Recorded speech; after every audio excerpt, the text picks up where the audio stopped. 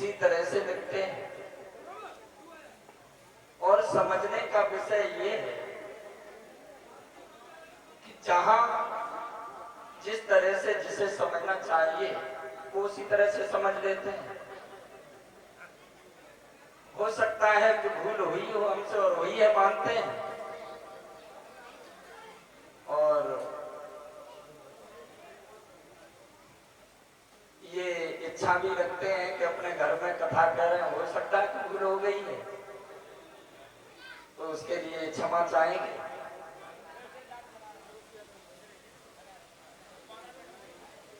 महाराज आयाति वो जवानी लेकर के बहुत समय तक उस जवानी का आनंद लेते हैं। एक दिन महाराज सो रहे हैं, स्वप्न में एक संत आते हैं, कहते हैं कि राजन आप ये सोच रहे हैं कि आप भोगों को भोग रहे हैं, लेकिन उल्टा भोग तुम्हें भोग रहे हैं। इसलिए अपने बेटे की जवानी वापस दे दो, अपना बुढ़ापा लेकर के जाकर के जंगल में भगवान का भजन करो। महाराज की जवानी वापस देते हैं। अपना बुढ़ापा वापस लेने के बाद जंगल में भगवान का भजन करने के लिए चले गए हैं। सभी भक्त एक भगवान के नाम का कीर्तन बोलेंगे, उसके बाद सुनेंगे आगे की कथा।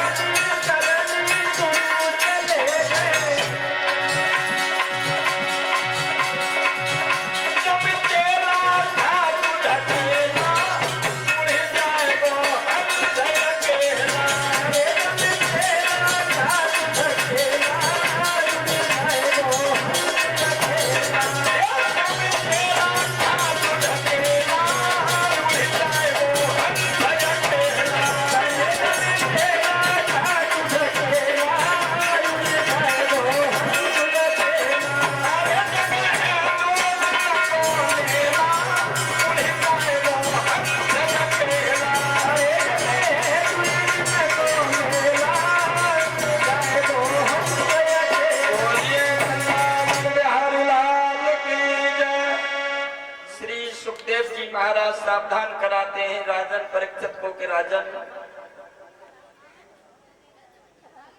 मथुरा में एक राजा हुए हैं जिनका नाम है उग्रसेन।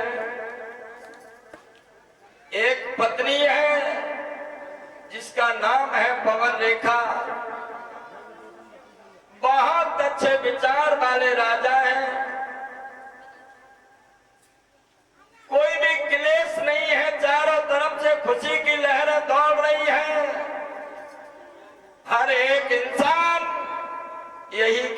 कि भैया राजा हो तो महाराज उग्रसेन जैसा सब कुछ है, अगर फिर भी महाराज उग्रसेन के दिल में एक दर्द, एक टीस हमेशा रहती है। एक दिन महाराज रानी पवन रेखा के महल में गए हैं। पवन रेखा ने उचित आसन देने के बाद बिठा लिया। आंखों में आंसू लेकर के वो पवन रेखा रोकर महाराज उग्रसेन से कहने लगी कि भैया अब हमसे इन प्रजा के लोगों के ताने नहीं सुने जाते। और बोली है रोकर, इतने दिन नए संतान भई प्रजा सब हंसी उड़ाती है।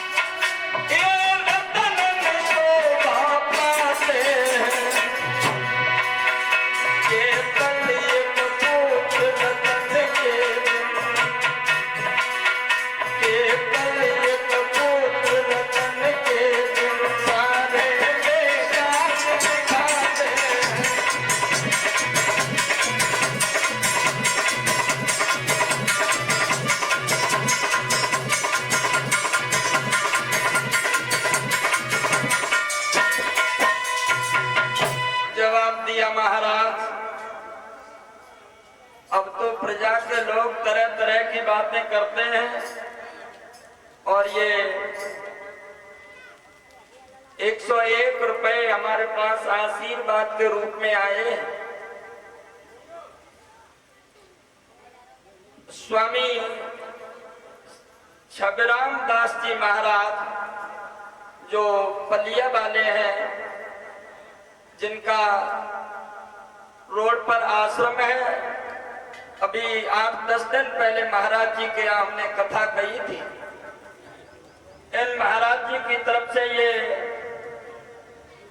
101 रुपए हमें आशीर्वाद के रूप में प्रदान हुए हैं। स्वामी जी से आशीर्वाद की कामना करते हैं और साथ ही साथ 11-11 रुपए देकर मेरे सभी साथी भाइयों को भी आशीर्वाद देते हैं। भगवान से प्रार्थना करेंगे कि ऐसे गुरुजनों का आशीर्वाद बना रहे, जिससे सत्मार्ग पर चलते रहे। जवाब दिया कि भद्रे पुत्र देना और न देना और देकर के भी छीन लेना, ये प्रभु की लीला हुआ करती है। और ये 101 रुपए हमें आशीर्वाद के रूप में प्रदान हुए हैं। हमारे बड़े भाई ब्रजेश यादव जी अध्यापक जी की तरफ से ये 101 रुपए में प्रदान हुए हैं। आशीर्वाद की कामना करते हैं भ्राता जी से।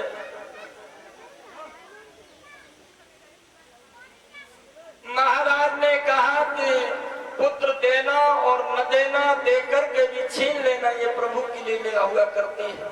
किस्मत पर किसी का जोड़ नहीं है।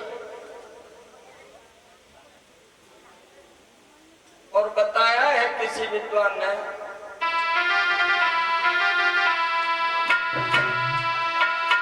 और कलश भरने वाली बहनें सब उधर खड़ी हो जाएं एक तरफ।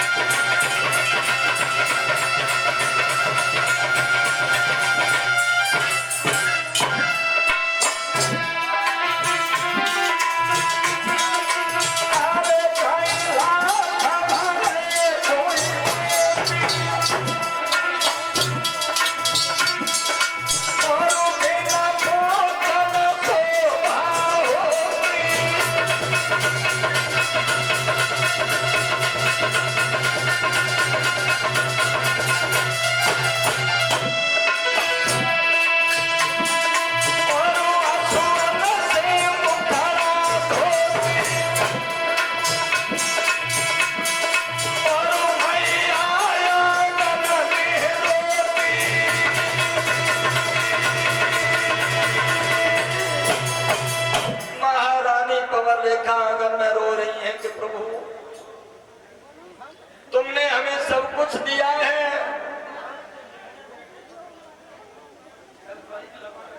निवेदन करेंगे जो कलश भरने वाली बहनें वो एक तरफ बैठ जाए, क्योंकि आज से तो शुरुआत है रही है तुम्हारी ढंग से।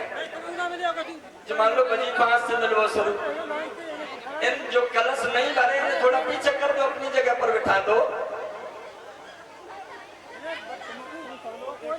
अच्छा एक काम करो, कलश भरने वाली बहनें सब इधर आ जाओ, ये बिछौना बिछो जाता है, सब आ जाओ इधर एकांत में। रो रही है महाराज उग्रसेन समझाते हैं कि पवन रेखा रोवन,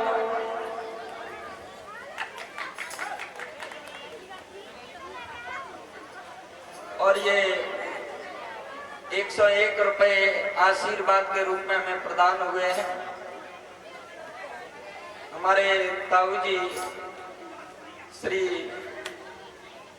घनश्याम यादव जी लेखपाल जी जो सिकोबाद से आए, इनकी तरफ से ये 101 रुपए में प्रदान हुए। साथ ही साथ भाई कौशल कुमार शास्त्री को भी 101 रुपए देकर के आशीर्वाद देते हैं, और हार पहना करके ताऊ जी सबका सम्मान भी कर रहे हैं। पवन रेखा रो रही है, महाराज उग्रसेन समझा रहे हैं कि देवी रोवन, अब रोने से कुछ नहीं हो सकता। अगर पुत्र हमारी किस्मत में होता तो अब तक पुत्र ने हमारे आंगन में जन्म ले लिया होता। महारानी पवन रेखा महाराज उग्रसेन से बोली, अरे सैया बात गजब हो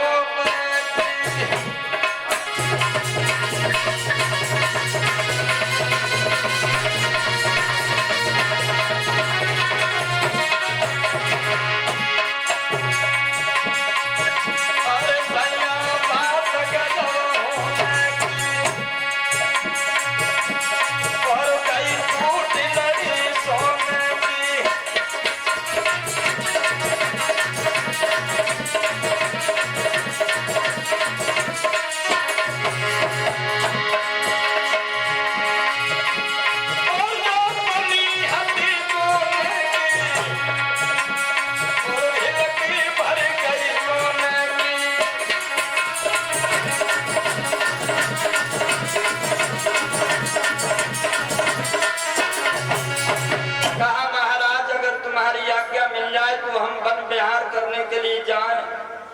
उग्रसेन ने कहा जाओ सहेलियां ले जाओ, लेकिन ध्यान रखना शाम होने से पहले वापस आ जाना। पवन रेखा रथ में बैठ करके गई है वन विहार करने के लिए। जब वन में पहुंची है सुंदर शोभा देखी उस पवन रेखा ने। जंगल को देखो नूर रे, और रथ से रानी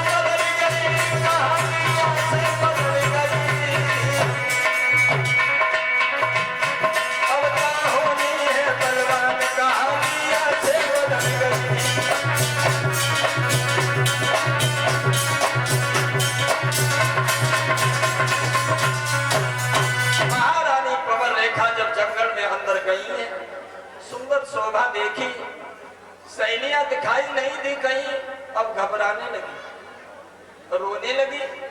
तो दुर्मिल्क नाम का राक्षस महारानी पवन रेखा के सामने महाराज उग्रसेन का रूप बना करके आ गया।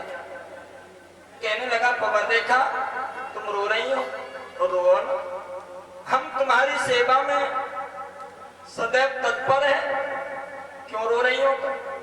और बोला वो राक्षस,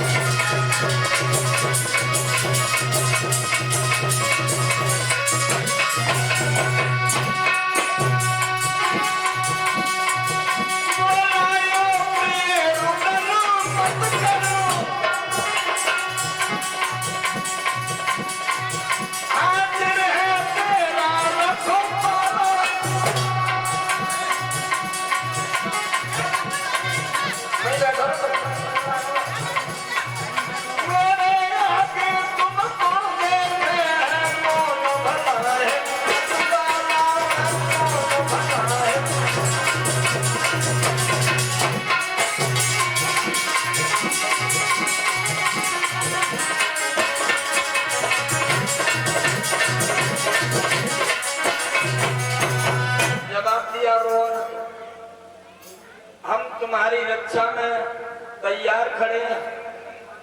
पवन रेखा नहीं पहचान पाई, कहने लगी तुम? बोला हाँ, हम तो तुमसे आज्ञा लेने के बाद आई थी, तुमसे एक दिन भी नहीं कटा घर में। जवाब दिया, काट भी कैसे लेते, जब से तुम आई हो तब से घर की दीवारें हमें दौड़ दौड़ कर खाने को आ रही थी, इसलिए हमसे नहीं रुका गया। तो इसका मतलब हमसे तुम इतना हित करते हो? दुर्मिल्क कहने लगा, पवन रेखा अभी भी भरोसा नहीं है तुम्हें? तो पवन रेखा ने कहा कि पिया, आप जितना हित हमसे करते हो, अगर इतना हित भगवान से करो तो तुम सदगति हो जाएगी।